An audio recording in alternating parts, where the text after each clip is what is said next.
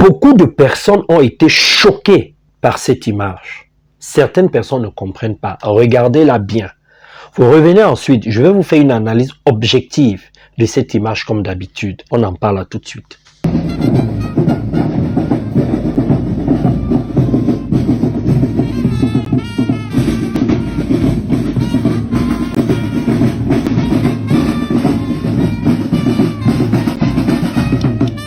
Vous venez de voir l'image. Vous devez comprendre quelque chose. C'est que la reine Élisabeth là n'était pas seulement la reine du Royaume-Uni. Non, ne vous trompez pas. Elle était aussi le gouverneur suprême de l'église anglicane. Ça veut dire que dans le monde entier, quand elle est morte, on lui a rendu hommage dans ses églises. Les gens ont célébré sa mort. Comme aujourd'hui, si le pape meurt, il aura des hommages. Dans les églises, on parlera de lui. C'est la même chose qui s'est passée. Il est important d'avoir cette information-là. Alors maintenant, certains Africains vont dire, mais on marche sur la tête là. Comment ils peuvent célébrer la reine d'Angleterre alors qu'ils n'ont pas de route, surtout quand on voit les images? Certains parmi eux n'ont pas 3 repas par jour. D'autres ne célèbrent pas autant leurs parents quand ils décèdent. Pourquoi ils mettent autant d'énergie sur la reine? Parce que comme dans toute église, il y a les croyants, les adeptes. Il y a des gens qui sont prêts à mourir pour leur chef. Et les gens sont prêts à mourir pour la reine. Mais moi, ce n'est pas ce qui me dérange. Moi, je vais vous dire ce qui me dérange. À l'époque, il n'y avait que l'église catholique romaine. Dans cette église-là, certaines personnes n'étaient pas d'accord.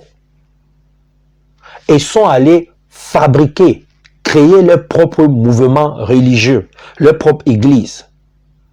Donc, de ça est né les protestants, certains musulmans, l'église anglicane. Cette église-là, ces derniers temps où les prêtres se marient là, je crois que ça se trouve au Brésil. L'église anglicane, par exemple, a été créée en 1534. Rectifiez-moi si je me trompe. Tout cela sort de l'église catholique romaine, en fait la plupart. La question qu'il faut se poser ici, là, parce que le trésor de la vie ne se trouve pas dans les réponses, mais dans le questionnement. Chaque fois que tu te poses les bonnes questions, tu es sur le chemin de trouver les bonnes réponses. Vous voulez me dire que dans l'église catholique romaine, il n'y avait pas de Noirs, il n'y avait pas d'Africains. Vous voulez me dire qu'il n'y a pas des Africains qui se sont assis et qui se sont dit, mais en Afrique, on a des valeurs, une façon de penser, une philosophie de vie.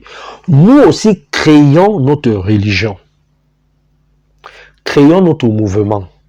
Puisque les gens sont en train de sortir de l'église catholique romaine, il y a ceux qui protestent, il y a l'église anglicane, il y a les prêtres qui veulent se marier. Et nous, qu'est-ce qu'on fait? Vous voulez me dire qu'avec toutes les valeurs qu'il y a en Afrique, aucun Africain dans l'église romaine n'a pensé à ça? Et après, vous êtes étonné que les gens célèbrent la reine?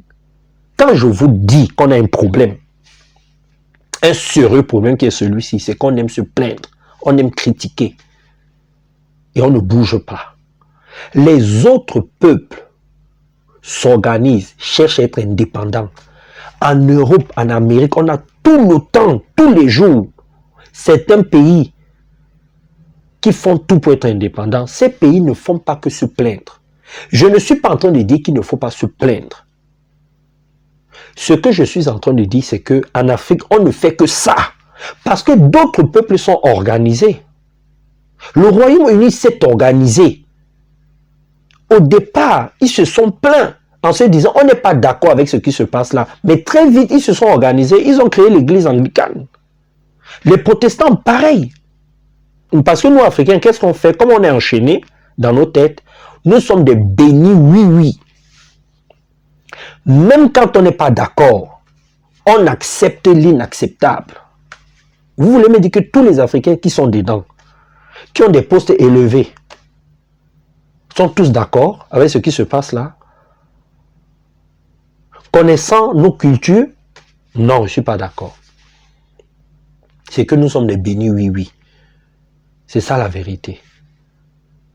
C'est ça la vérité. Vous-même dites-moi. Comment on est dans une église? Certaines personnes se détachent de l'église, vont former leur église. Et nous, on ne forme pas une église africaine.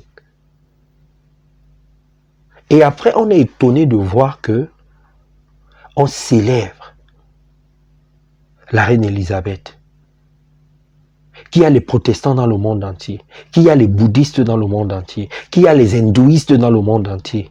Et on n'a pas d'église africaine. Est-ce qu'on ne marche pas sur la tête? Est-ce que nous ne sommes pas bêtes? Est-ce qu'on n'a pas un problème? Vraiment, il faut qu'on se dise la vérité. Plaignons-nous, dénonçons, mais ne restons pas longtemps dans cette énergie. Parce que quelqu'un qui passe son temps à dénoncer, à se plaindre, il devient un aboyeur. Il commence à déranger les autres. Bon, à l'heure où je parle là, dites-moi, est-ce que nous sommes organisés pour créer une église africaine par exemple? Est-ce qu'il y a un mouvement, un chemin africain? Par exemple, le bouddhisme, ce n'est pas une religion, c'est un chemin de vie. Est-ce qu'il y a un chemin de vie africain? Dites-moi. C'est connu où? On en parle où? C'est bien beau de dire on va être indépendant, de parler du franc CFA, de dire les Blancs sont comme ceci, Joe Biden est comme ceci, Macron est comme cela, la reine Elisabeth était comme ceci, elle est venue, elle a pris le diamant en Afrique du Sud pour faire sa couronne, etc., etc. C'est bien. Là, on dénonce. C'est bien. Et la suite, alors, c'est quoi? Est-ce qu'on est organisé? Dites-moi, si on est organisé, vous me dites, hein. On n'est pas les seuls à se plaindre. Hein. Dans le monde entier, les gens se plaignent. Hein. Vous allez en Espagne, les gens se plaignent. En France, les Français se plaignent. Même en Angleterre, les gens se plaignent. Les gens se plaignent dans le monde entier. Mais seulement derrière, les gars travaillent. Ils s'organisent, ils mettent les moyens, ils sont solidaires. Et c'est comme ça qu'après, dans le monde entier, on parle d'eux. Regardez les écologistes. Au départ, c'était un petit mouvement qui a pris de l'ampleur dans le monde entier. Aujourd'hui, on en parle partout. Il y a même déjà les ministres de l'écologie. Même le racisme, là, regardez le racisme. On en a beaucoup parlé. C'est devenu un problème mondial. Aujourd'hui, dans les gouvernements de certains pays en Europe, aux États-Unis, il y a des Noirs. Oui, ça c'est quelque chose de génial. Mais ça, c'est le mouvement black des Noirs. Bon, les Africains alors, qu'est-ce qu'on fait? Quand je vous dis qu'on ne sait pas fabriquer des choses de nous-mêmes, on ne sait pas comment s'affirmer dans le monde entier, on ne sait pas comment entrer en concurrence, en relation avec d'autres forces, on ne sait pas. On ne sait pas le faire. On ne sait pas. Il faut qu'on se dise la vérité. On est encore au premier stade de l'évolution du succès de la réussite qui est la dénonciation. Parce qu'avant de réussir sur un projet, tu observes, tu dénonces, tu en parles et tu fais tout pour ne pas te retrouver dans une situation de victime. Parce que quand tu te retrouves dans une situation de victime, tu es foutu, tu n'avances plus. Et c'est ça que certains Européens, certains Asiatiques, certains Américains ont compris. Ils dénoncent, ils font tout pour ne pas devenir des victimes. Et pour ne pas être une victime, tu t'organises. Tu crées un mouvement, tu fais avancer les choses. C'est comme ça que ça marche. À bon entendeur, salut. Qu'on ne vous mente pas. Chacun de nous ici-bas a une mission de vie bien précise. Qu'est-ce que ça veut dire? Ça veut dire que quand tu es entré dans le ventre de maman, de ta mère, tu es venu avec un objectif bien spécifique qui est de te permettre de réaliser tes rêves, de transformer ce monde. Tu n'es pas venu ici te balader. Tu n'es pas venu accompagner les autres. Il y a quelque chose que tu dois faire. Si tu n'es pas bien dans ta vie, Tu vois tout ce que tu vis dans ta vie là. Parfois, tu ne trouves pas les bonnes personnes, l'homme qu'il te faut, la femme qu'il te faut, tu n'as pas l'argent comme tu aimerais, parfois tu es en mauvaise santé, parfois tu dors pas bien. Tout ce que tu traverses sur le plan personnel et professionnel, toutes ces choses-là t'arrivent dans ta vie parce que tu n'as pas encore trouvé ta mission de vie. La mission de vie, c'est la base de tout. C'est ça qui rend heureux. C'est ça qui te permet d'atteindre une autre dimension personnelle et professionnelle. C'est ça, que quelqu'un ne vous mente pas. Maintenant, écoutez-moi bien. Vous allez me poser la question. Brian, as-tu trouvé ta mission de vie? Est-ce que ça fonctionne? Oui. Est-ce que sur le plan matériel, je m'en sors? Oui. J'ai une société qui fonctionne, j'ai des employés? Oui. Je gagne bien ma vie? Oui. Ça, c'est pas ma mission de vie. Ma mission de vie est de permettre aux gens de se découvrir, de fabriquer la vie qu'ils veulent se donner. Et grâce à cette mission de vie-là, je suis bien, j'aide les gens, je gagne bien ma vie, je suis heureux, je dors bien. Et ça se voit, je fais des conférences dans le monde entier. Je coach les noirs comme les blancs, les femmes comme les hommes, les enfants. Je coach des personnes dans tous les domaines. Ça, c'est ma mission à moi. Peut-être que la tienne, c'est dans le sport, c'est dans la musique, c'est dans l'agriculture, c'est dans l'électronique, c'est dans la spiritualité. Faut pas que tu décrètes que ça, c'est ma mission de vie. On doit t'aider à identifier cela. Et une fois qu'on t'a aidé, il faut qu'on te montre comment tu dois faire pour exécuter, pour mener à bien ta mission de vie. Parce qu'on vit dans un monde capitaliste. Il y a la réalité spirituelle, il y a la réalité sociale. On doit te montrer comment ça fonctionne.